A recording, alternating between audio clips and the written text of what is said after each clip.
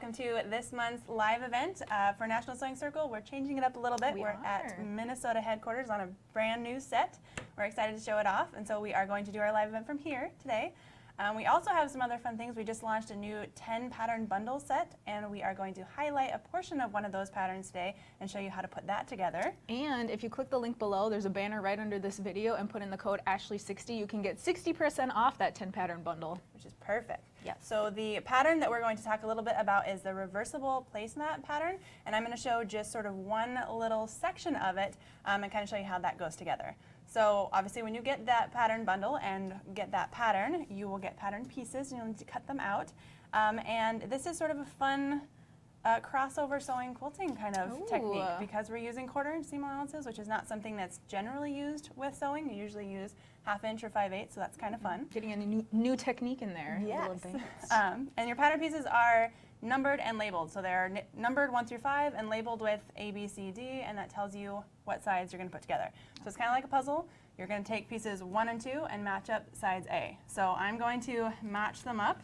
And if you look at just your pattern pieces next to each other, they're not going to look like they're going to line up, but they will once you actually sew them and press them apart.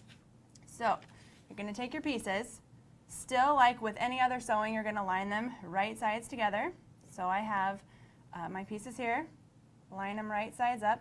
And what you're going to find is that you have little tiny dog ears that stick out on either side. So it's not going to line up perfectly, which throws you off a little bit, I know. But you just need to center that piece on each other.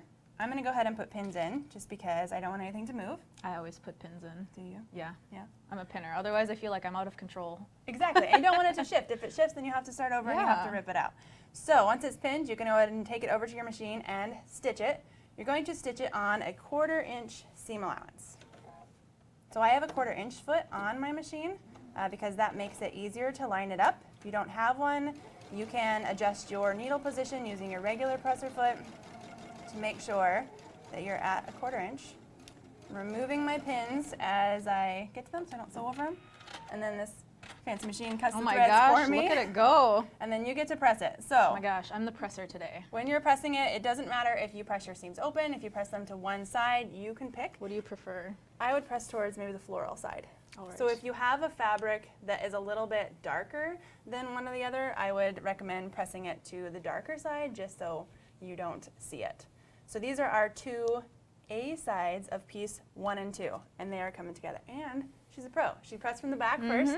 Make sure the seam allowance goes the direction you want it to, then go ahead and press it from the right side to make sure everything lays flat. All right. So now, once you have those two pieces together, you can see how they fit together, and now the B side of your pieces 1 and 2 line up perfectly with the B side of piece number 3. So again, I said those pieces may not look like they're coming together right away when you're just looking at your pieces of paper templates, but they do fit together. So now we would just do the same thing. You're going to put your pieces 1 and 2, B side align with piece number 3, B side, and complete the puzzle. So we'll go ahead and just line this up. This time our dog ears are going to be on the outside here, and they're just going to overhang just slightly. So again, you're just sort of centering those pieces over one another. Put some pins in and sew. And so that is essentially how this pattern starts coming together. You're just following this pattern. So obviously if anyone has questions about how this is coming together, about the pattern bundle, about sewing in general. About anything, yeah. Yes, Start asking your questions. We have a few submitted, so I'll read a few while we're sewing that line down. Yeah. Our first question is from Diane, who asks, do you have any tips for using the machine blind stitch? Sometimes when I hem, I find there are sections where the stitches did not catch the garment, so I end up hand stitching parts. Is there a technique I'm missing? I love your live events. Thank you, Diane. Well, thank you. I'm so glad that you like the live events. I'm just finishing up stitching here. I'm going to clip the threads and hand it off to our master presser. And I do have tips for using that blind hem stitch, and that is to make sure that you are always using a blind hem foot when you're stitching that blind hem stitch. So your foot can look different depending on the brand of machine that you have. Generally, they will have some sort of fin down the middle of them, and you want to make sure that that fin is always lined up with the fold of the fabric when you're stitching. So that will make sure that that little tiny stitch to the left will actually catch the fold of the fabric when you're stitching rather than missing it. So even if you get off just the tiniest bit from that fin or guide on your foot, you're going to miss catching that. if you want to be on sort of the safe side with it and maybe take an extra large bite out of the fabric when you're stitching that, make sure you have either a matching thread to whatever fabric you're using, or invisible thread is awesome. So it's monochromatic is another word for it. It literally is, it's invisible, it's clear, so it's going to blend right into the fabric and will show up less on that stitching. So if you have to take even bigger stitches. Obviously, you can go back and do a little hand stitch if you have to, but it is kind of a bummer. Yeah, a little tedious. Yeah. All right, so we have our piece 3. So now you can see we had dog ears that stood out on either end, but as soon as you actually sew it and press it, because the dog ears were coming out this way, once we press this piece up, they line up perfectly. Ooh. And so one little tip, I guess, when putting this piece together is to have your puzzle laying out, like all your Have it all pieces. pre-set up. Yeah, because like right now you might look at this and think, well, now I don't know where to go, because you have to have it like going in the right direction, so you know that this is now the C side, Yeah, it's a little and this is our confusing. piece C, right? So, but it does all come together. It's Like a pretty cool. recipe. You should have everything read and written out and put out beforehand. Yes, perfect. So I'm just going to flip it around so it's easier for me to put pins in. And I'm going to have you repress. Oh my gosh, Okay, this I is failed a really, my second press. This is a really good tip though. So one thing that can happen if you don't really pull apart that seam is you can have a little bit of an overlap. So if you can see right there, there's like a little bit where you could pull it apart further Yeah. and press it. And so it, in Alright. some instances that wouldn't necessarily matter, but with this, because you have such precisely cut pattern pieces that have to be at a certain size, you have to make sure that you really pull it apart. But then I guess there is that Trying. fine line. Don't pull your fabric too much, because then you'll Don't get destroy your aggressive. Don't manhandle the fabric. We're just pressing it. But perfect. All right, I'll do it over here on this side now. This is awesome. I think I should hire you Should to just be have in my a presser sewing- all I the need time, I need yeah. a presser at all times. I'm good at If pressing. you have somebody that you can recruit to be your presser, Right. I highly recommend Check it. that one out. How's it look? Awesome. A little better? Awesome. And another thing too, if you have to pull it apart further, you can always finger press too before you actually press it with your iron. Okay, again I'm going to just line these up like so, and I'll put some pins in. Get those and pins. Stitch it. This, okay, while it is complicated looking and putting it together, it is fairly forgiving too. So if you put it all together, it should come out to, I'd have to measure it, but it's a square. It comes out to a square. So if you have to trim it up afterwards, you can do that. All right, I'm going to ask another question in here. Okay. Our question is from Teresa, who asks, do you have any tips on making stand-up collars? Lots of stiff interfacing. I don't know what type exactly you're talking about, but in order to make your collar stand up, you definitely want to be using some sort of medium weight to heavier weight fusible interfacing, and that will help it stand up. When you are putting that in a collar, make sure that you are always clipping your corners or making sure that you fuse your interfacing within that seam allowance so you don't have stand-up collars that have like really bulky edges around where Yeah. the seam allowance is, because then it's not going to look as good. But definitely using that interfacing is going to help a lot. All right. Perfect. Let's get this one in Get it place. on the fancy sewing machine. It is a fancy sewing machine. It might be the fanciest one I've ever used. I I'm don't used know. to. I sew on my grandma's really old, like 60s, 70s Kenmore sewing machine from That's Sears. perfect. So See- it definitely does not cut the thread for me. But Mine doesn't either. Well, it does still have the thread cutter on the side that a lot of them have. But I mean, this has a lot of features that I may never actually even learn how to use. But it's one of those ones where I used the manual before I even like turned it on. try and Yeah. use all of the little accoutrements it has. Yep. Okay, so I'm just going to show a tip on finger pressing. So this is something that is more done in quilting, I suppose, than it is in sewing. But if you have a cotton that takes well to finger pressing, you can just take and press it with your fingers first. Always starting from the center and working out. That way, if you try to go from one side and Yeah, bring it in. it goes angled. Yeah, so finger pressing is always a good thing to try first if you need it to make sure it's extra pressed right along that seam line. Should I press it this way towards the dark fabric? No, so that'll Or be match it this way, like match going it that around? way. Okay. Yep. So, and actually, can I sit right there and show you? This is pretty cool. So it's kind of tell you which direction it wants to be pressed. So Yeah, it's it kind giving of that is, way. Yeah, because this one's already going that way, it would be kind of hard to try and press the extra bulk that Awkward. way. So I kind of let the fabric decide sometimes which way it wants to go. Good thing I asked a little tip in there. Perfect. And while I press this, I'll ask Yeah. another question. Yeah. Naomi asks, how do you sew French seams at corner points by inseam pockets? Okay, so That sounds complicated. So French seams, if you're doing a French seam, you're normally going to be starting with your fabric wrong sides together and then sewing it at your 3/8 inch seam allowance, trimming it down, then flipping it so they're right sides together, and sewing again at your 1/8 inch seam allowance or 1/4 inch seam allowance to get whatever your overall seam allowance was. So that's how you sew your French seams. I'd have to actually, let me think about the corner points. So you'd still be doing it the exact same way. You're still starting with your wrong sides together, sewing it, and then as you come around the corner, you're still just going to trim your seam allowance and then clip that corner and then press or flip your fabric so it's right sides together. Go ahead and press that flat and then still just stitch your next seam allowance. So just clipping the corner, I think, is the main thing, so that way you don't have that extra bulk in the corner when you go to flip it. So All right. works. All right, we have our last piece, piece D. You can see that that lines up a little bit better now. So you will have this sort of, I call them dog ears. I'm not sure if there's a technical term for them. That's what I've always I like the called dog them. ears term. Yeah, so it's like a little triangle. If you want to take your scissors or a rotary cutter or something and just snip that off, you can do that, or you can just leave it and it will press just fine. So as I've been laying these pieces on, I've been removing the piece that's underneath, and that's because in the pattern you actually are making 2 of these little square sections to be on each side of the placemat. And if you cut your fabric when it's either right sides together or wrong sides together, you're going to get mirror images of each other, so you'll get the reverse. So you'll have one on one side and one looks the other way on the other side. So that's sort of a fun little way to do it. Yeah. If you're using fabric like my yellow or this color though, it's Corally, sort of. Yeah, it's the same on both sides. So there is no real right or wrong side. It looks the same. But just pivot While we're pinning, I'll throw another question in All here. right.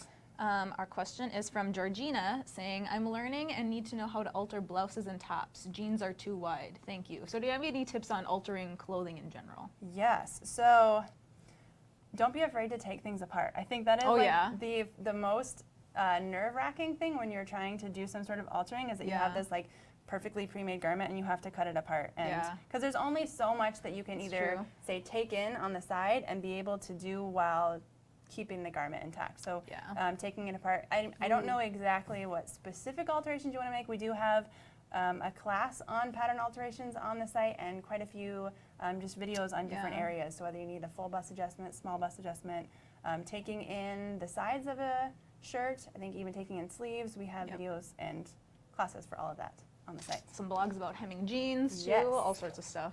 Oh, and I think even in hemming jeans and how to keep the original hem, that kind of thing. All sorts of fun stuff.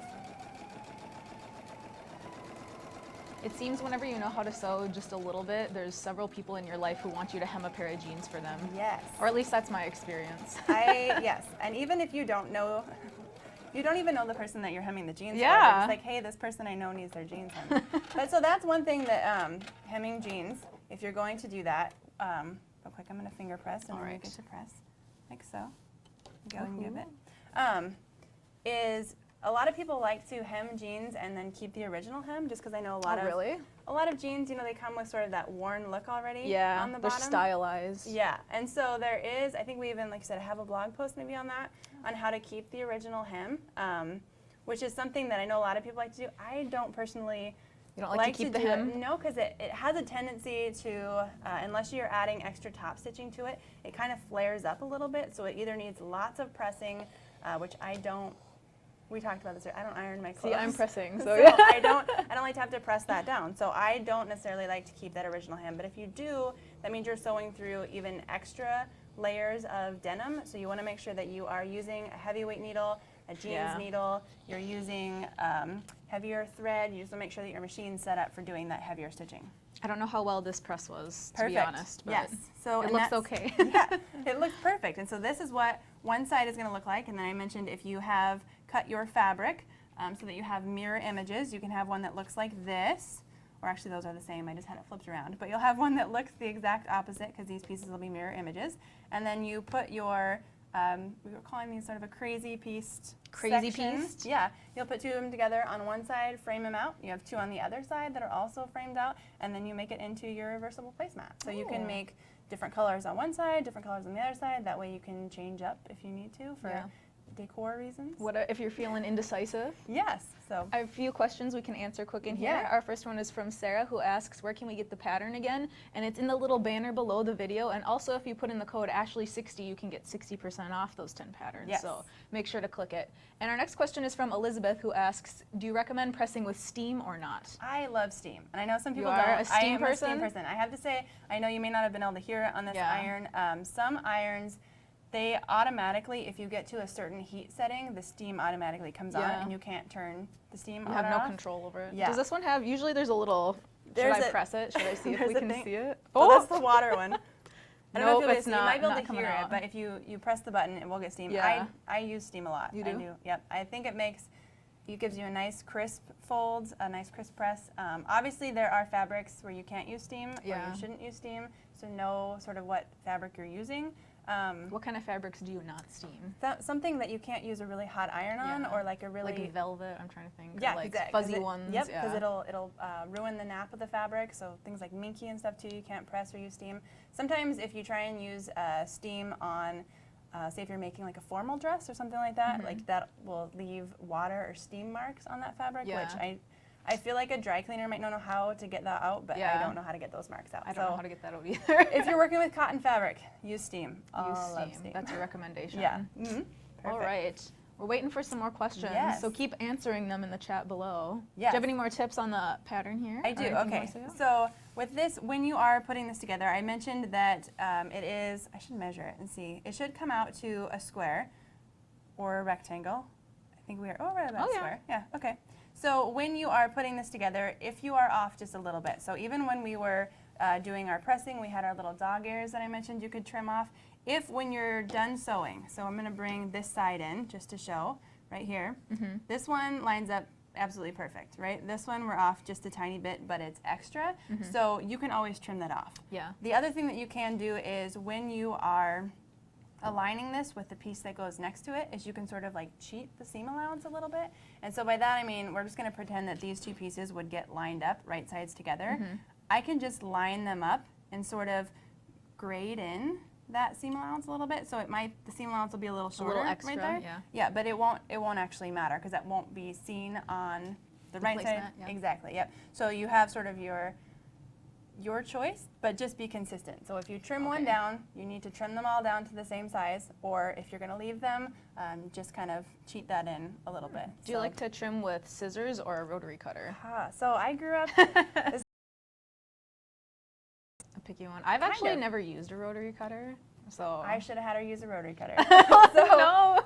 And I learned how to sew. My mom taught me to sew, and it was garments and home decor, Yeah. and we always used scissors because we Yeah. were cutting out pattern pieces. And it wasn't until I started quilting that I got a mat and a ruler and a rotary cutter. Quilters are the rotary cutter Yes, queens. but now I use it for everything. Oh, so I like. You're a convert now. So I definitely like to trim, especially something like this, with a rotary cutter and a ruler because it's just really easy.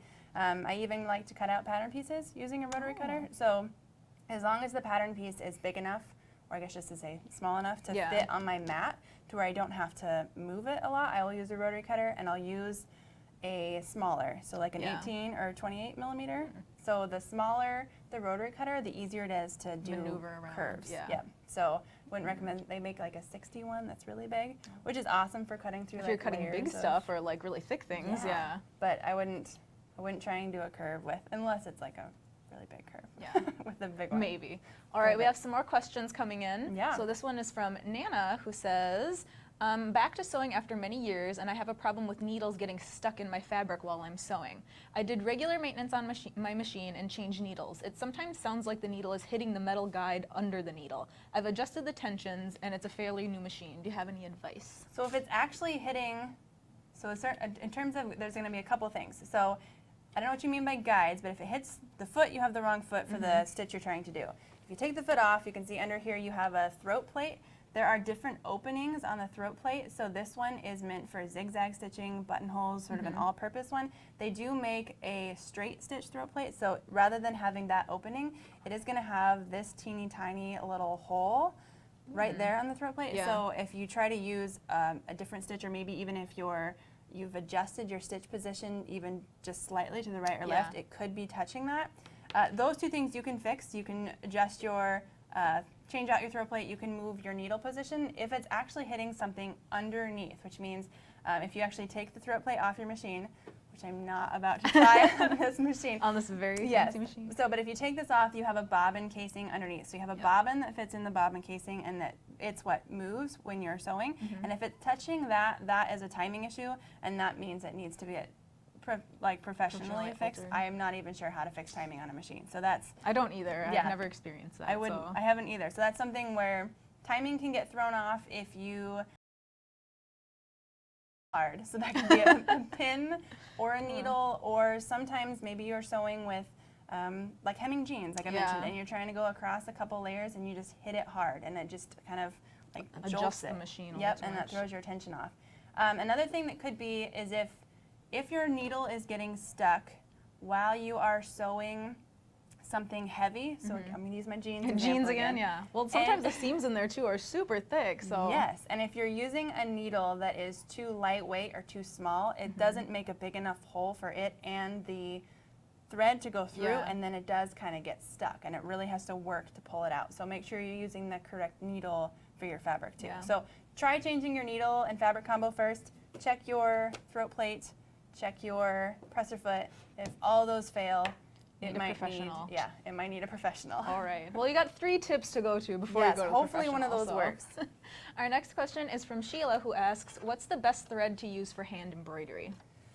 Hand embroidery thread. So actually, like there are lots of Self-explanatory. So you can, if you ever are unsure about the type of thread to use, you can go, and they are pretty much labeled. Yeah. So there's hand quilting, there's embroidery, there's hand sewing thread, obviously just all-purpose sewing thread. So for hand embroidery, I'm going to assume you want something that you want to see. So you want really bright colors. You like maybe that little sheen to it. Vibrant. Yeah. So a rayon thread has a little bit of a shine to it, which looks really pretty. It also tends to not knot up like when you're sewing it as much. Like it doesn't tangle as much. So I really like a rayon thread. I probably would avoid just all-purpose cotton because it's just not as pretty. It's not. So, it doesn't have that shine when you move it. I like the rayon thread. Rayon, or just usually says hand embroidery, like right on the little spool. It's perfect. Well, there you go. Labeled well. All right, our next question is from Trisha, who asks, "What tools do you need to cut and make leather garments?" Tricky fabric. Yes. So my favorite tool when I'm sewing with leather is I use things that don't usually have in my sewing room. So because you can't press leather, right, or vinyl. I mean, sometimes if it is 100% real leather, sure, you can press it. Yeah. It's going to smell weird. I don't know. I don't like it. It kind of smells weird even before you press it. So yeah. Yep. So I like to finger press with leather. You're going to fold it over, and then I actually have my rolling pin down in my sewing room. Rolling pin. That's a good idea. Because I don't bake. It goes in my sewing room. It's used for leather. Yes. So you need to just apply pressure. So they do make specialty tools for working with leather that are rollers, or there is something that you can put on there and you actually pound it out, and that works. So those are sort of the oddball things. Aside from that, you're going to need a leather needle specifically. Yeah, probably something very heavy duty, I assume. And so a heavy duty needle is sort of shaped the exact same way that a all-purpose needle is, but a leather one is more of like this wedge. Okay. And so it makes sure that it really is making a big enough hole in your fabric that that thread can go through too. Actually go in and out. And so you don't maladjust your machine. Exactly, throw off that tension. Yes, so you're going to need that leather needle. You would probably want some thicker thread too, some heavier thread, so either a heavier weight thread or just switch to top stitching thread, which is already a heavier weight thread.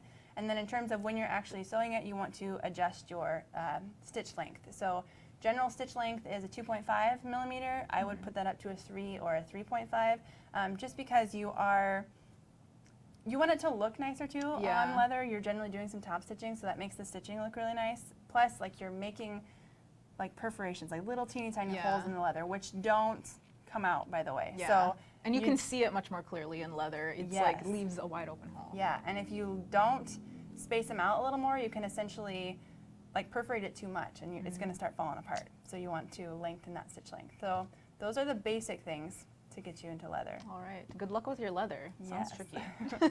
Our next question is from Brittany, who asks, "How difficult is it to sew a zipper for a leather purse?" Another leather-related question. So it shouldn't be any more difficult than sewing any other leather project, because rather than having to sew, say, 2 pieces of leather together, you're sewing a zipper tape Yeah. into leather. A and little less zipper. thick. Mhm. So the hard parts are going to be the ends, so the beginning and end. So I definitely recommend putting in zipper tabs. So what that is going to be is two little like squares of leather at the end of the zippers, so that way that can get stitched to, say, the front and back of whatever you're sewing. Yep. And we have plenty of videos on the site on how to do zipper tabs. Also, zipper tabs are shown in a video specifically on how to lengthen or shorten a zipper, which is a really good one. So definitely zipper tabs, but other than that, it should be fairly straightforward. Yeah. Use a heavy-duty needle, pretty much. Yep. All right. Hi, I'm loving the show. For any tips for turning a pair of jeans into a skirt? Ooh. Okay, so I know I've seen this a lot on Pinterest. Yeah. Like, so I know the vibe. I can see it in my head. So the main thing, I think you really just have to take out the inseam of jeans. You're going to take out both of the inseams and you're going to press that as flat as possible, and then you can essentially sew those back together. Yeah. And that turns into a skirt. It's going to be kind of a. It'll probably fan out like an A, is that an A-line skirt? Yep. That's called? It's not going to be like too much. So if you do need to add an insert, you can sort of make a panel skirt, which we have a video for that too, on how to make a panel skirt. And you can, if you don't want the look of how it's going to come across, you know, from like the crotch seam down, so that's going to cause the angle. If you don't want that look, you can sort of just cut from right below the zipper out and then insert another panel of denim, or if you want some sort of fancy insert, fabric, maybe floral. But really just taking up the inseams and then sewing it back together. Like we said before, don't be afraid to take apart your clothes before you alter them. Yes, and don't. I mean, if you know how to sew, even if you aren't like super advanced in sewing, if you take something apart, you can put it pretty much right back together. So don't be afraid. Yeah. All right, our next question is from Natasha, who asks, how can I make a proper buttonhole? Well, that depends on the type of buttonhole that you're making. So if you have, say, a fancier machine, a lot of times they just kind of do them for you. So there is. Oh my gosh. I don't even know how many this one has. Usually they have between 6 and 8 different automatic button holes on the machine. Wow. And so then does it just like you put it in and it just does it for you? Yeah, or, so there's actually. I can't imagine that. This is very new to me. There's, on some of the machines, there'll be a foot where you can actually clip your button into, so that's how it knows what size of buttonhole to make, and then you hit go, and it's going to stitch the one side of a buttonhole, then it's going to stitch the bar tack at the bottom, go up the other side, and bar tack at the top. So if you don't have a machine that will do that, you can still manually stitch a buttonhole, which I'm pretty sure for the first 10 years of sewing is the only way I knew that you could stitch a buttonhole. So you're just going to measure your button, give yourself about 1/8 of an inch wiggle room on the top and bottom in terms of height. Go ahead and just draw your line on your fabric.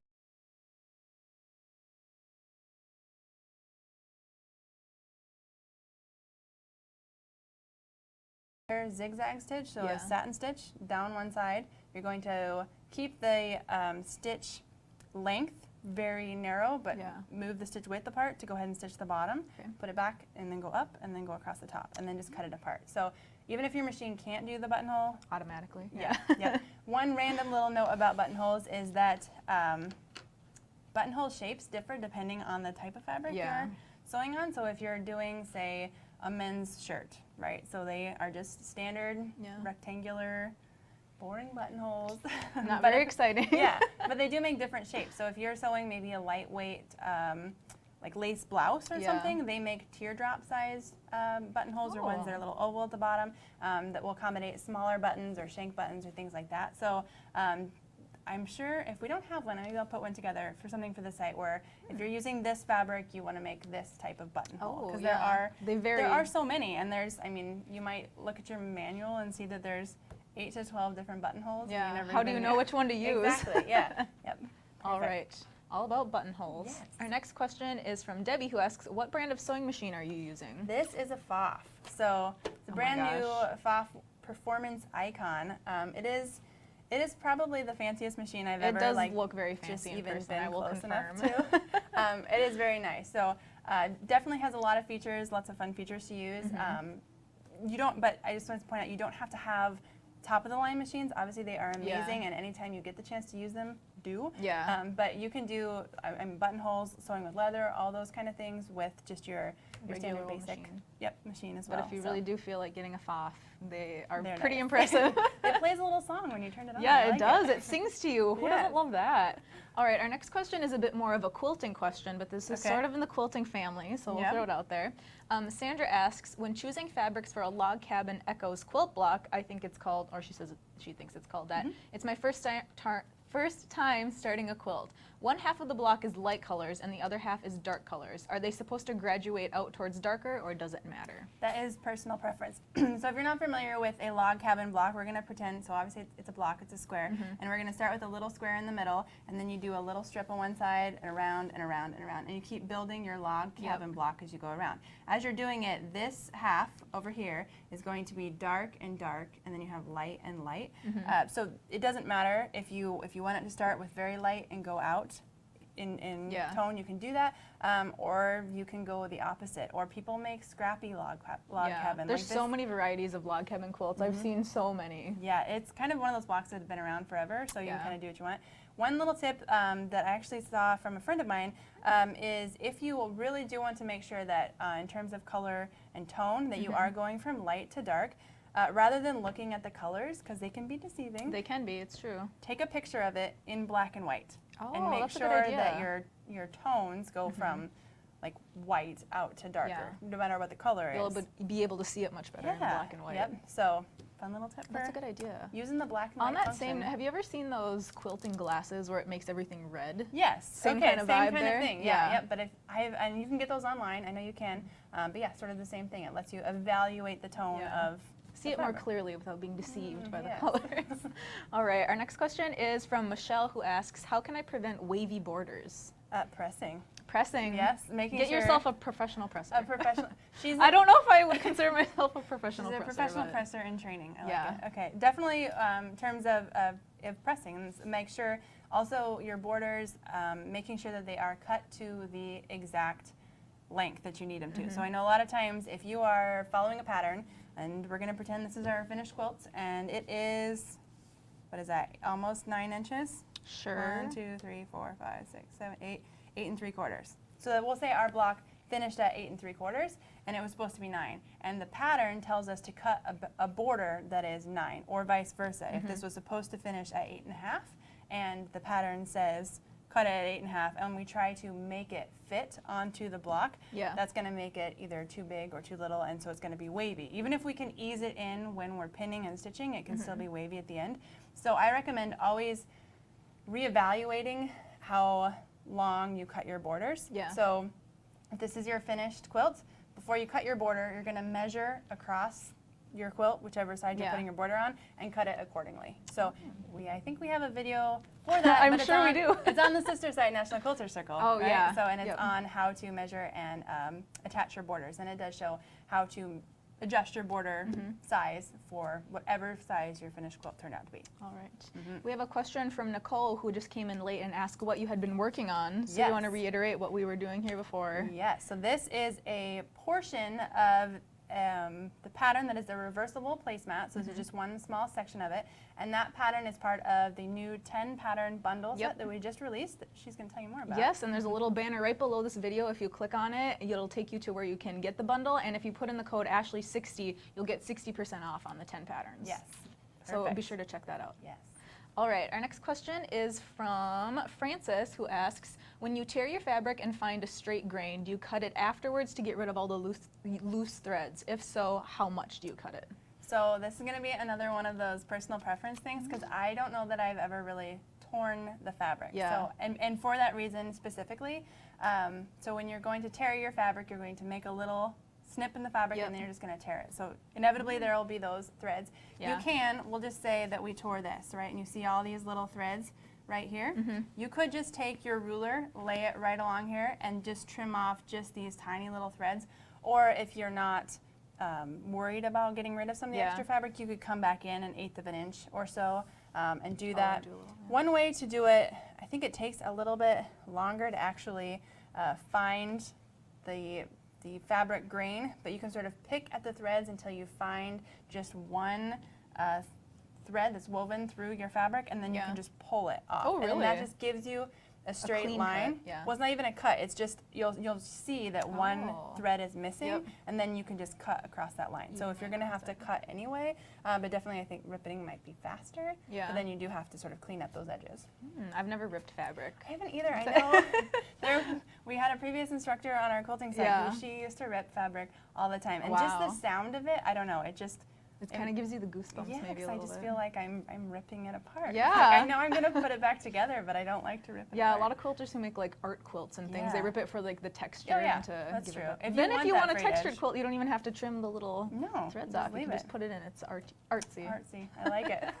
All right, our next question is from Barb, who asks, how do I put in an invisible zipper? Okay, that's going to be very hard to show without an invisible zipper, but we have a video. We It's do. My favorite part. I get to say we have a video.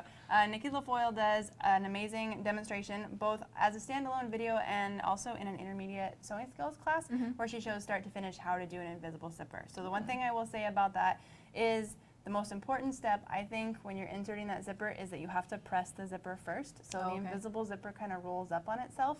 And if you don't press it first, you're just not going to be able to get as close to the zipper teeth when you're sewing, which is going to make it less invisible. So definitely check out that video for the full step-by-step on how to do it.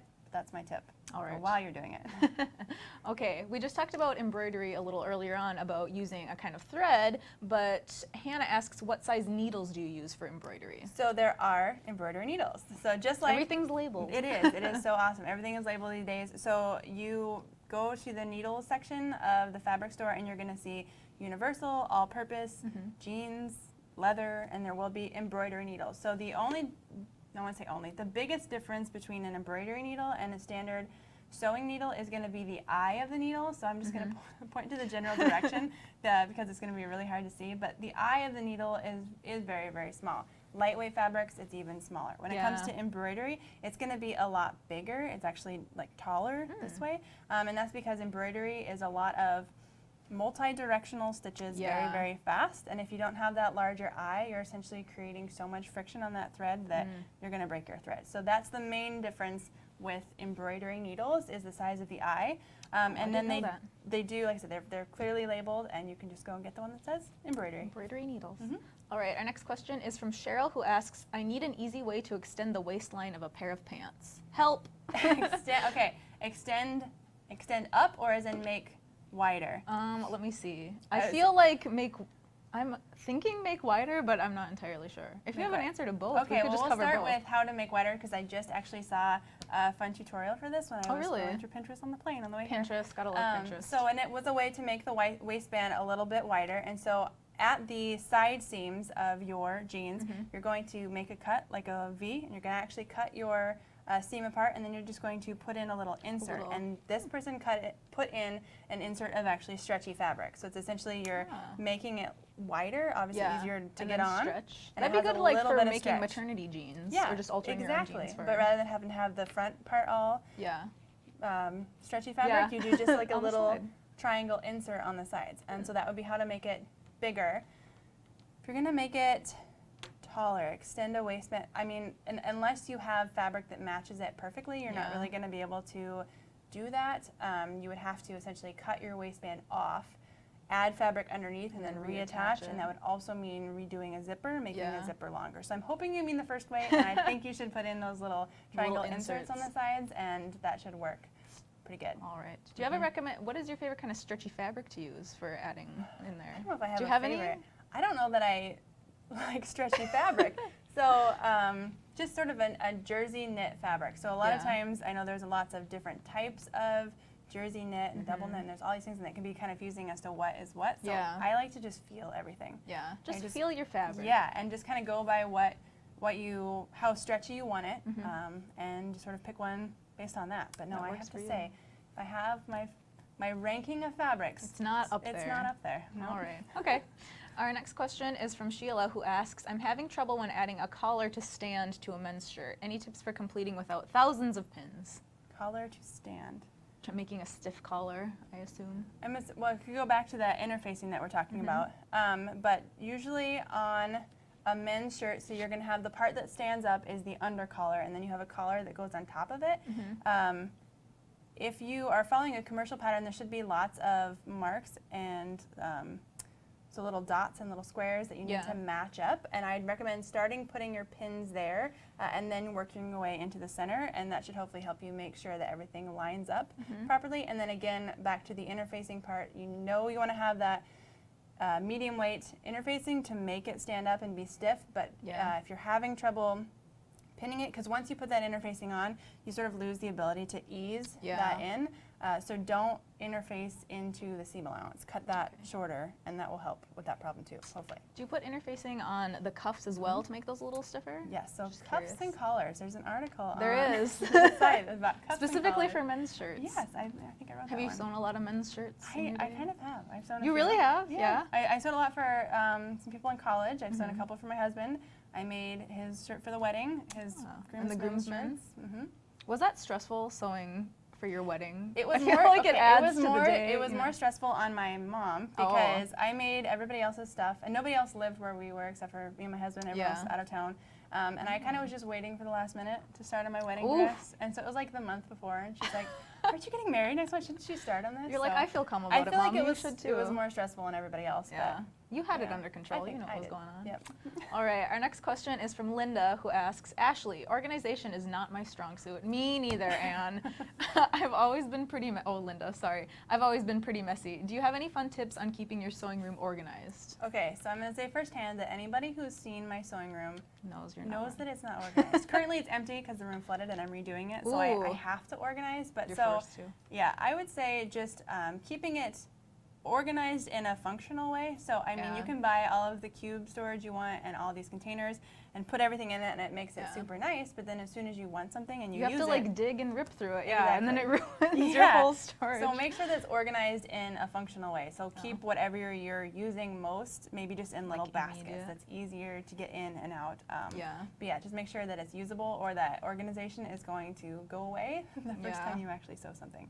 But as I put my sewing room back together, I'll let you know if I come up with any tips. Yeah, do you like shelve your thread and put like people put little nails and like line up their bobbin to match the color of the thread? Well, I mean that's pretty. Or I think we're gonna do some clips on this maybe tomorrow or something. And I have several different ways that you can keep your bobbins and your threads matching together. But you can. So I have thread spool racks. I have actually about 8 of them, and they're all full. I have tons of thread. You can never have too much thread. It needs to match all kinds of fabrics. Yeah, you never know what color you need. Yeah. But they also make smaller versions of those for bobbins specifically. So you can hang one of those on the wall too and put it right next to it and keep it. Or you could just like keep them in a pile like me and frantically look when you need something. Perfect. All right, our next question is from Anne, who asks, I would love some advice on sewing in circular motions. I'm great at sewing along a straight line, but anytime there's a curve in the pattern, I seem to not be able to sew it easily. Okay. Slowing down how fast you're stitching is definitely one thing. Also making sure that you are stopping when you need to readjust, and then pivoting. So I didn't really bring a curve. We're going to pretend that there's a curve on this, and I'm just going to start sewing here. So one thing that I recommend always having done when you're sewing a curve is that your machine is in the needle down. So I stop sewing, my needle is down. You can change it to where when you stop, your needle is up, but then you can't move it unless you raise your presser foot, and then as soon as you do, then it moves too much. So always stopping with your needle down, and then sewing a couple stitches, and then stopping and making whatever adjustment you need. So just doing a tiny little bit like this, rather than trying to force the curve while the presser foot's putting pressure on the machine. If you just make small adjustments when you can stop, I think that makes it much easier. So even just 2 or 3 stitches, and then you can adjust and finish your curve. That would be my main tip. So slowing down and needle down so you can make adjustments while the machine's not moving. Make those adjustments. Yeah, I always sew stockings at Christmas time, and down that straight and just like, and then immediately getting to the curve. No, slow down. So, and that's one thing. I'm sure this machine has it. I'm not sure which button it is to push on here. But some machines, you can only regulate your speed by how much you floor the foot pedal. Yeah, that's how mine is. Or some have a little slider bar. So my other machine that I use most of the time does have a slider bar, and it's sort of a a turtle and a rabbit kind of Oh, speed. cute. And so you can adjust it that way. That Yeah. way you can put it all the way down to that turtle and you can still floor that foot pedal and Yeah. it will only go so fast. So that kind of that's makes nice. You don't have slow to down. adjust the pressure. Yeah, exactly. A little bit easier. Otherwise, I have to like make sure I'm sewing without a shoe on or anything. Otherwise, I can't really feel how Right. hard I'm pressing down. Perfect. All right, our next question is from Maria, who asks, what kind of fabric is best for machine embroidery, and where can I get a free pattern for embroidery? A lot of embroidery questions No, today. so I don't know that we have any embroidery patterns know if on we the do site. either. I do know that I think it's even just embroiderydesigns.com, or you can search for embroidery designs. Or Pinterest, that's probably a great resource Yes, too. absolutely. And you can, sometimes they'll have categories of free ones, so that would be where you can get that. In terms of what you're embroidering, you can really embroider on Yeah. anything. Different fabrics require different stabilizer and sort of different fabric prep. Yeah. So if you're just wanting to play around with some fun designs, I love 100% cotton fabric. Yeah, Comes in pretty much any color you can think of. wide variety. Yeah. Stands up well to embroidery. Definitely, even still, if you're going to use the cotton fabric, be sure to put some sort of stabilizer under that fabric for your doing your embroidery. But yeah, if I had my choice, I think I'd make everything from cotton. Everything from cotton? Yeah. All right. Our next question is from Kiera, who asks, is there a simple way to sew in sleeves? Yes, and that is to not sew in the sleeves. So there's so there's two different types of doing sleeves, and one is a set-in sleeve, and one is where you are sewing the sleeve at the same time that you're sewing the front and back together, and that is the easiest way to do it. So with a set-in sleeve, you have your front and your back sewn together at the side and at the shoulder, and you have just your armhole opening, and you're trying to fit a circle in a circle, which is just always kind of hard. Yeah. Obviously, there's notches It seems, and stuff. a little difficult. So if you can avoid that, do that by, you're going to sew your front and your back together at the shoulder seam, and you're going to lay it flat. So instead, it's just going to be like a half circle shape. One and then curve. you're gonna, and then you're going to sew your sleeve to your front and your back all the way around that half circle, and then fold it right sides together and sew from the cuff wrist all the way up and then all the way down. So you're sewing that together. So it makes it easier because it's laying flat, a little bit easier to pin. Definitely if you are doing any kind of seam finishes, so like a flat felled seam on that shirt, you definitely want to do that method. It makes finishing that sleeve seam way easier than trying to get like up in the sleeve to try and do complicatedly going around in a circle there. Yep, so that would be, don't set it in, just lay it flat and then do, it's one long easy seam to stitch. Good tip there. All right, our next question is from Patricia, who asks, how much elastic would I need to make a dust ruffle to fit around a queen size mattress? I wish I knew that off the top of my head. Very specific. I know.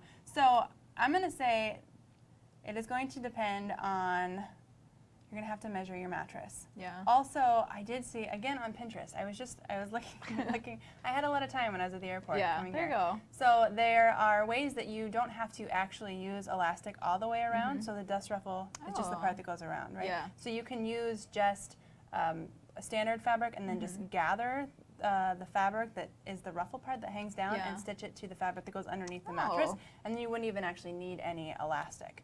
So I'm pretty sure the dust ruffle that's on my machine or on my bed does not have elastic. I don't think. So I would. I'm sure there's a resource out there that tells you you could maybe number. Google that and maybe it would give you an exact one. Sometimes when you type that in, it brings up, but who knows? I'm going to say even if you can't find that, you can just have your flat piece of fabric that goes underneath your mattress, gather your fabric to however ruffled you want it, sew it to that, and then you don't even have to have any elastic at all. There you go. Might be simpler to do it that way. I know. It will require more fabric though. Oh. So. Give or take, whatever you want to do. Yeah. All right, our next question is from Bridget, who asks, I have a pattern that says understitch facing as far as possible.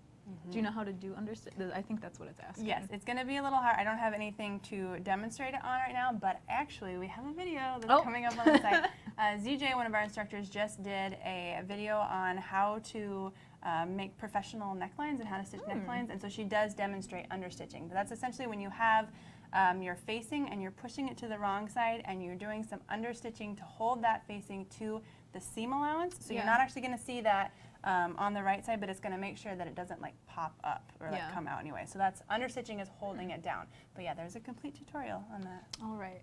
While we are in a little bit of a break here, I'm going to remind you guys to ask questions in the discussion below so that we can answer as many as possible before we run out of time. And also the little banner below this video is a 10 pattern bundle that you can get 60% off on if you put the code in Ashley60. Yes. So make sure you hit that up while we're here. Yes, and just a reminder, if you're just tuning in, that this is a section of one of the patterns that is in that 10 pattern bundle, the reversible placemats. And this was our fun little piece section that goes into it. You make 4 of them using pattern pieces that look like they don't all fit together when you print them out. But they do, exactly. All right, our next question is from Elena, who asks, Ashley, what have you been working on in your sewing room, personally? Currently, as I mentioned, my sewing room is this big mess. empty mess of, because it flooded, so I haven't been doing anything. But in my office, my makeshift sewing room, I have been prepping a bunch of videos for coming here. So we actually have filming some new classes we just did yesterday, some sewing and quilting classes, working on trying out a lot of the fun patterns that are part of the bundle and some of the additional ones that are coming soon later. So lots of home decor projects. I have been doing a lot of quilting, and I think there's like 4 coworkers of my husband who are having babies. So I have baby quilts planned. Baby projects. Lots of baby projects coming up in the near future. What's your favorite thing to sew for a baby shower? I have to admit that I've never been to a baby shower. Really? Oh, I've been invited to so many baby showers. No, well, our friends have older kids, so we weren't really around when they were having babies. But I definitely love quilts. I also like when they make something really cute out of like put the bundles of diapers and stuff together and make it look like cakes and stuff. So I'd probably make something like that. I once tried for a baby shower to sew. This was like, I'm a bit of a novice sewer, and this was a little out of my range, and I sewed like a baby swaddler, like where it has Velcro on it to like wrap the baby up. It was a bit of a disaster, but I think they appreciated it anyway, and it got the job done. It just didn't really line up correctly. I'd have to say, I think I would just say blankets or quilts. I feel like those always, I know when we had our son, I think I ended up with 700 probably, give or take. My grandma always crochets blankets for baby showers and stuff too. Yeah, it's always a good one. Just thought I'd throw that out there. I love baby projects.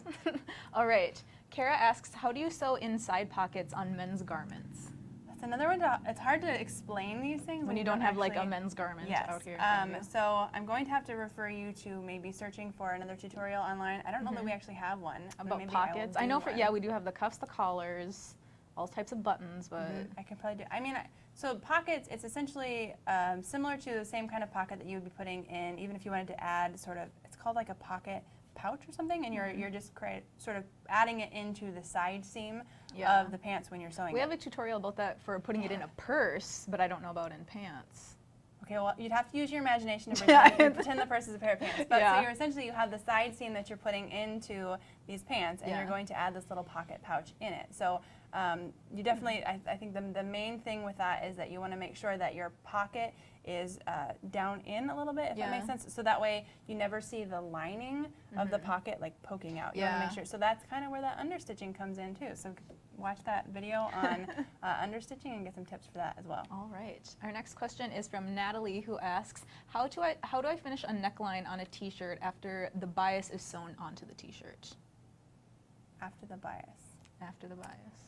So sewn in onto I'm assuming that the bias strip that's getting sewn onto the neckline of the t-shirt is actually what's finishing the t-shirt. So I'm thinking that if you sew that on, you're going to sew it right sides together on the front, fold it up and over to the back, and then you're either going to fold under that little raw edge of the rest of that bias strip, and you can either hand stitch that in place if you don't want to see it, or you can fold it under, pin it, and then you're going to machine stitch. But you'll want to make sure, since it is a t-shirt, you want to use a stretch stitch or a zigzag stitch, use a jersey or stretch needle, and use all of the stretch stitch things you need to do for your machine. So that would be, if I'm assuming that, if I'm reading that question right, that's what's finishing the neckline. All right.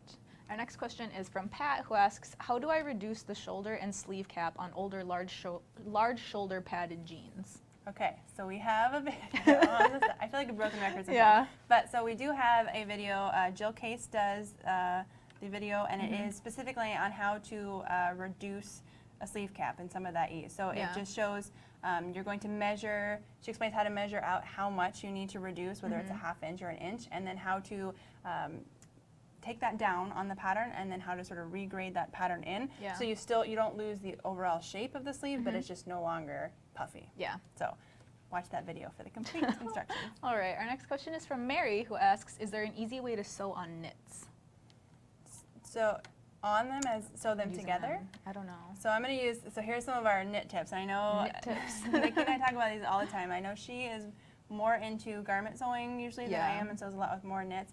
Definitely making sure that you're using all of the proper stitches and needles when it comes to sewing stretch and knits. Yeah. So again, that's that jersey, stretch, or ballpoint needle, stretch stitch, or zigzag stitch. Yep. And then I know one of the main things that people have problems with is the knit fabric will tend to get really wavy because it'll kind of get stuck under your machine and you try to pull it, and then as soon as you pull it and stitch it, gets that like lettuce look. That's exactly. what I call it. Yes, perfect. Yeah. Actually, that's a thing. You can create a lettuce edge. Yeah, I know. Yeah. That was very 90s, like Okay. lettuce edge crop tops. Perfect. Okay, so if you're not trying to create the lettuce edge, you can sandwich that between tissue paper, All right. use some sort of knit stay tape, just sort of use anything that's going to help stabilize that fabric. And I did, again, another Pinterest reference. Someone was using plastic bags. They just had Oh. old plastic bags. You can That's stitch smart. through them.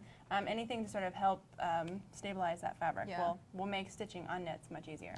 Speaking of Pinterest, National Sewing Circle is on Pinterest, so feel free to look us up and follow us. All of our videos and articles are posted on there, so if you ever want to save a pattern or a project, you can just pin it. Perfect. All right, our next question is from Gina, who asks, how can we find the grain line on stretch fabric? Well, that one is So a much little stretch fabric bit, happening I know, today. and that's Not your I favorite. think it's because I mentioned I didn't like it, so everyone's Yeah. quizzing me on it. So that is one where I believe you will have to find the one little thread and pull it. I'm not To as see the straight familiar line. with how to do that on a stretch fabric. So I don't know if we have a tutorial. We have a whole entire class, Knits 101, Yeah. Sewing with Stretchy Fabrics, that might be covered in that one. If not, maybe I'll have to put something together for that because I'm Alright. not as familiar with how to do that on a On a knit fabric. stretch. All right. Darn knits. I'm going to have to brush up on my knits.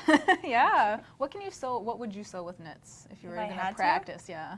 I would honestly probably just practice with scraps, sewing them together and making sure Yeah. that I got my seam lines correct and that things weren't getting wavy, and then probably Yeah. just a basic t-shirt or something. That's a good recommendation. I didn't think about that. Like if you're unfamiliar with a fabric, just sew scraps Yeah. together and see how it feels at least. Because it would be a bummer to like buy this amazing knit fabric and this awesome Yeah. t-shirt pattern, and then you make it and then all of your seams are wavy and it just doesn't work. It just looks well. a little funky. Yeah, so definitely practice swatches. I like to do practice swatches with everything, whether that's to test out the fabric, maybe to test out, if you've got a new machine. Yes, Yeah. they should come out of the box and be 100% ready to sew, but you may have to make tension adjustments, change that tension depending on if you're sewing on really thick fabric, really thin fabric. So Yeah. You have to get always used to your testing. machine too. Yeah, Yeah. yep. Testing. Practice. Practice makes and perfect. testing. Yep. All right, our next question is from Wanda, who asks, I have a problem coordinating fabric for my quilts. Any suggestions? I also have that problem, which is why I'm a solid color person. Yeah, and not I a lot like of busy patterns going No, on. I like monochromatic, all that kind of thing. Yeah. So one tip that I like is to sort of start with a fabric bundle or maybe a collection that you like. And so if you buy a collection of fabric or you see a designer's collection, there's going to be, say, 10 to 12 different fabrics.